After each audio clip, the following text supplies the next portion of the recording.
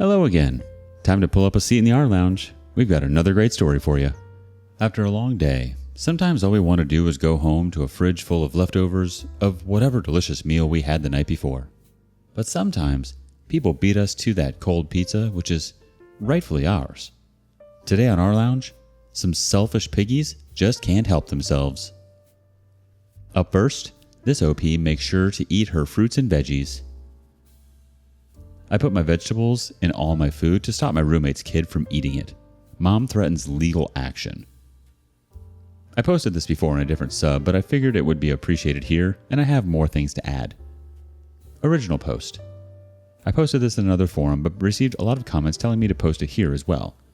I, 26 female, live in a rented house with a single mother, 30 female, and her son, 6 male. I had another person living with me, but they moved out and the mother moved in. I don't mind living with her and her kid. It's fine and we kind of do our own thing. I spend a lot of time at my boyfriend's place or working. Our work schedules collide, so we really don't interact much, but when we do, it's fine. No issue there. I want to start with saying that she clearly struggles financially, but I don't think it's an excuse. I don't make lots of money either. However, I've noticed that my food would go missing or portions would be taken from it. I assumed it was her kid, so I asked her if she'd stop him from eating my food. I was calm about it, and she just said she would. It didn't really upset me when it first started. It started getting annoying when I'd get home from work and expect to have a meal's worth of leftovers in the fridge, only to see it picked through or just gone. I kept bringing it up, and she started getting annoyed with me bringing it up. Just from observing them, I realized that neither of them ever eat vegetables.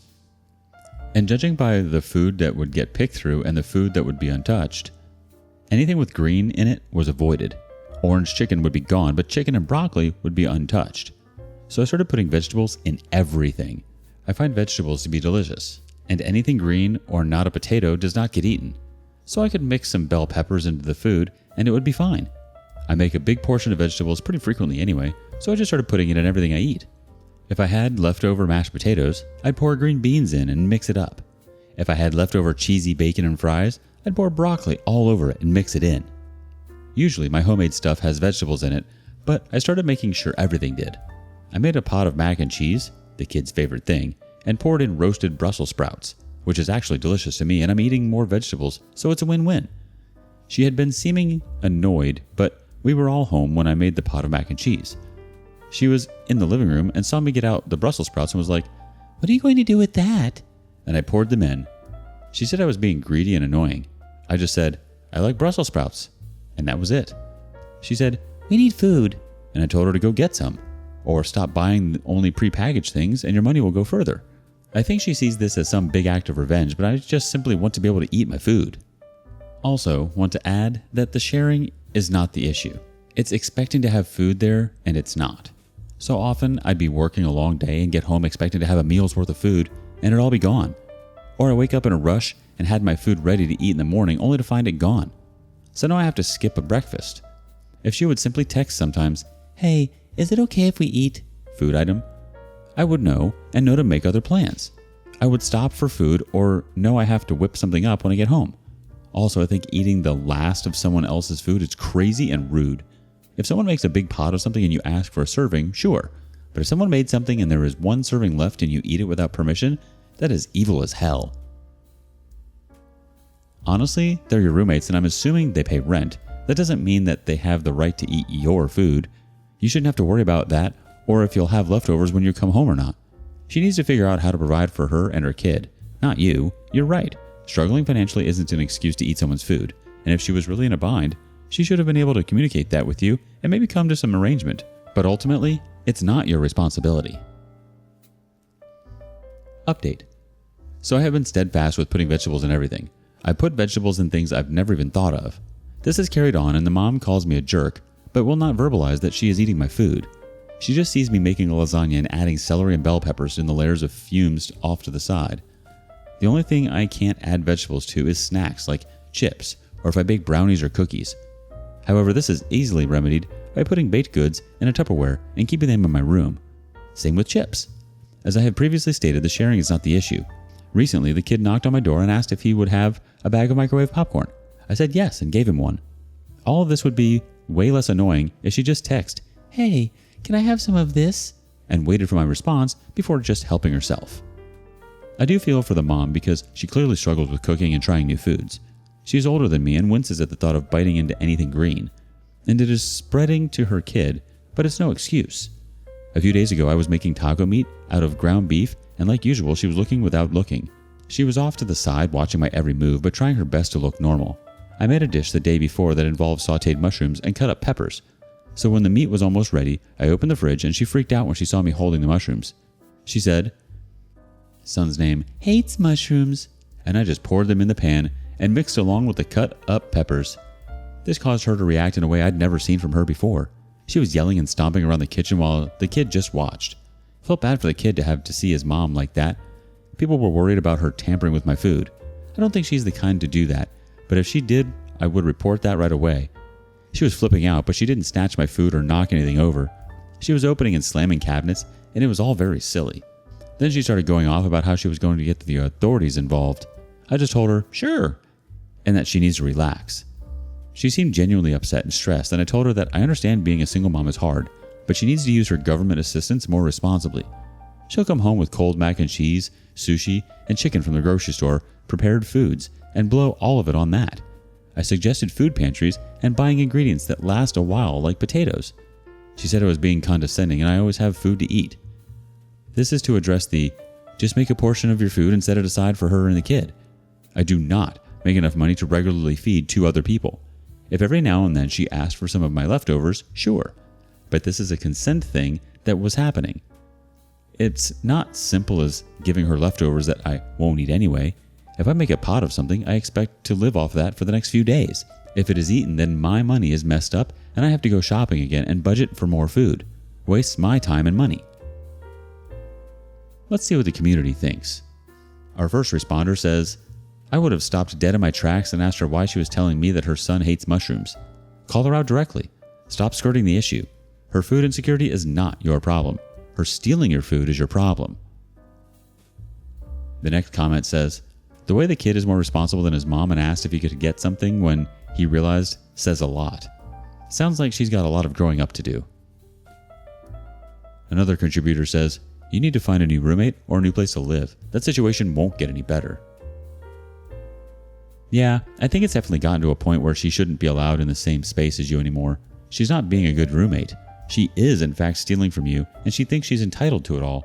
She's not even asking if you can teach her how to make the food, if that is the problem.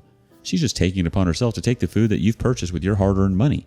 And like you said, if she's so worried financially, she'd figure out how to get groceries responsibly. More bang for the buck. What do you think? Would you let this slide? Would you ask her to move out? Next up, a dry little hamster of a roommate. Had the roommate from hell and couldn't get rid of her, so I made living with me as miserable as possible. This happened in 2008 and 2009, but I thought the community would appreciate the story. In 2008, I had just left my husband. I caught him cheating multiple times and I was just over it. A new girl, we will call her Amy, started at my job and we made a fast friendship. I was in the middle of packing up and moving out of my house. I needed a roommate for a new apartment I was looking at because my wages weren't going to pay the bills. So we moved in together and lived peacefully together for a while. I was moving on with my life. I had gotten a better paying job, was spending time with my friends, and I felt okay with life at the time. At the time I was 25, single, and not looking for anything serious, so I had friends with benefits who would stop over a few times a week.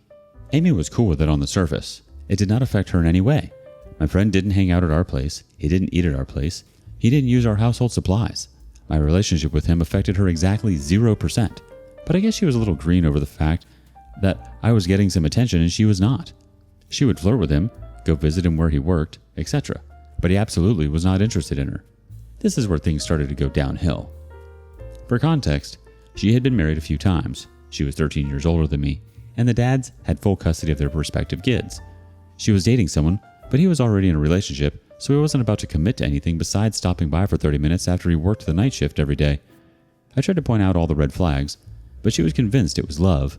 This dude used to hit on me constantly in front of her. He was very open about being in a committed relationship with his girlfriend, so I have no idea why Amy thought this was going anywhere. After a few months, I met someone I wanted to be serious with, so we started dating. We will call the guy Tom. Tom and I got serious pretty fast. He was living in a horrible situation, so he moved in with Amy and I pretty quickly. I think it was after about a month of dating. So we have our room and she has her own room.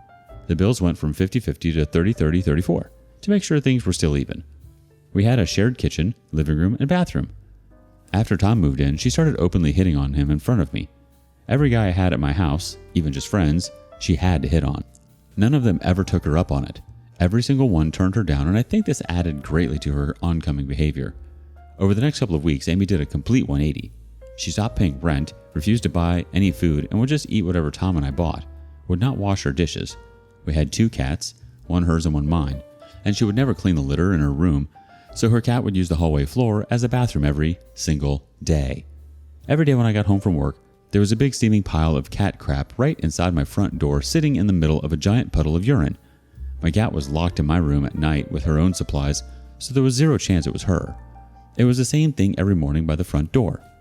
Whenever she was done eating the food she stole from me, she would set her plate with the leftovers on the kitchen floor for her cat to pick at.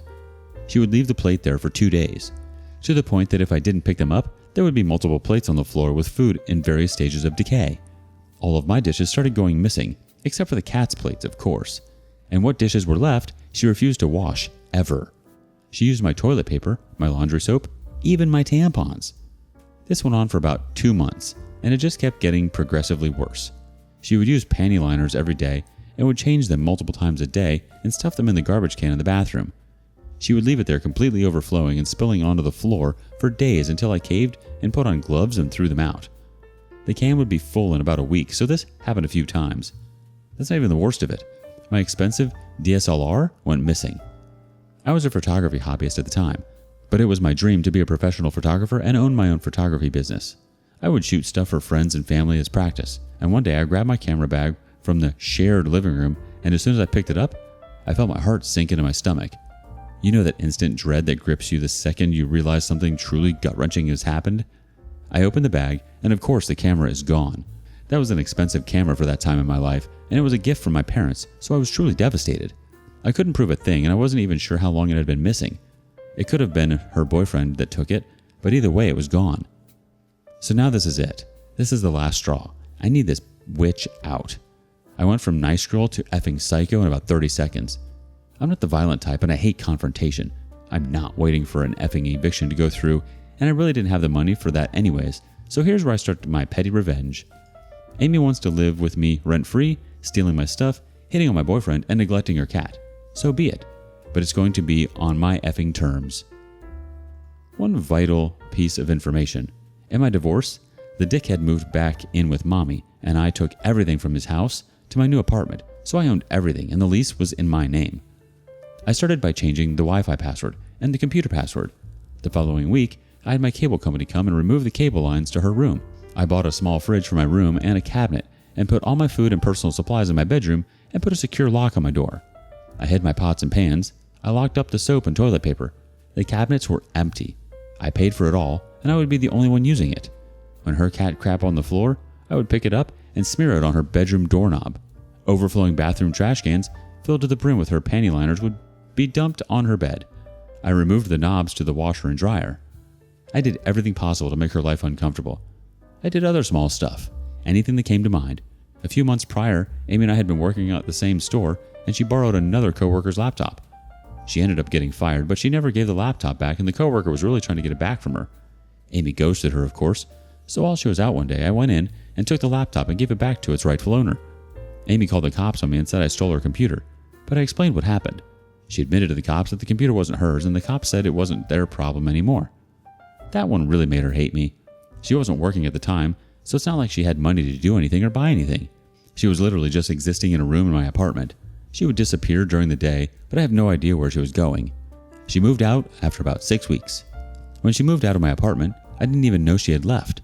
I just noticed that she wasn't coming or going for about a week. So Tom and I cleaned out her room.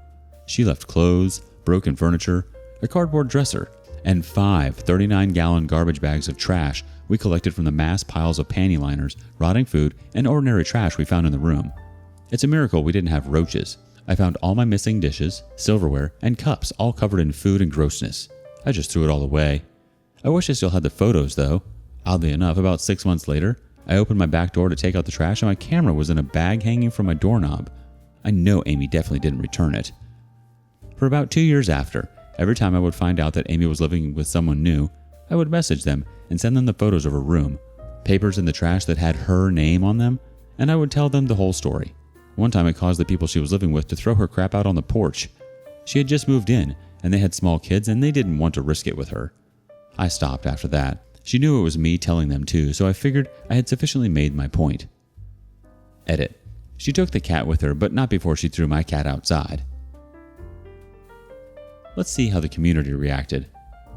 First up, perhaps your camera was returned the same way you returned the purloined laptop. The OP replies, I believe so. The next commenter wants to know, who do you think returned it?